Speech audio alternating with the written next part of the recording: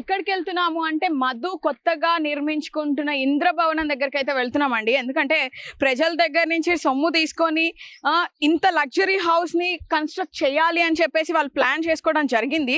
ఇప్పటి వరకు అయితే మధు ఆచూకీ అసలు లేదు, ఆయన పరారీలో ఉన్నారు అని చెప్తున్నారు. ఈ గ్రామంలోని ప్రజలంతా కూడా వాళ్ళు ఏడుస్తూ వాళ్ళ బాధనంతా చెప్పుకుంటున్నారు. ఒకవేళ డబ్బులు రాకపోతే మేము చనిపోయేదే మేడం, మాకైతే ఎలాంటి దిక్కు లేదు అని చెప్తున్నారు. రండి చూద్దాం. అండ్ ఇంకొక విషయం చెప్పుకోవాలంటే మంగ్లీ దీనికి నాకు ఏం సంబంధం లేదు, నేను ఎందుకు ఇలా చేస్తాను, నేను ఒక్క సాంగ్ చేస్తే నాకు డబ్బులు ఇస్తారు కదా, నేను ఇలాంటి స్కామ్స్లోకి నేను ఇన్వాల్వ్ అవ్వను అని చెప్పేసి తను చెప్తున్నారు. కావాలనే తన మీద పరువు నష్టం చేస్తున్నారు అని చెప్పేసి తను చెప్పడం జరిగింది. మంగ్లీ ఇక్కడికైతే ఒక 4-5 టైమ్స్ రావడం అయితే జరిగిందంట. వీళ్ళతో కూర్చోడాలు, మాట్లాడాలు, పార్టీలు చేసుకోవడాలు ఇవన్నీ కూడా జరిగాయి. సో మరి ఇది ఎక్కడి వరకు వెళ్తుంది, వాళ్ళకి ఎంత మాత్రానికి న్యాయం జరుగుతుంది అని మనం చూద్దాం.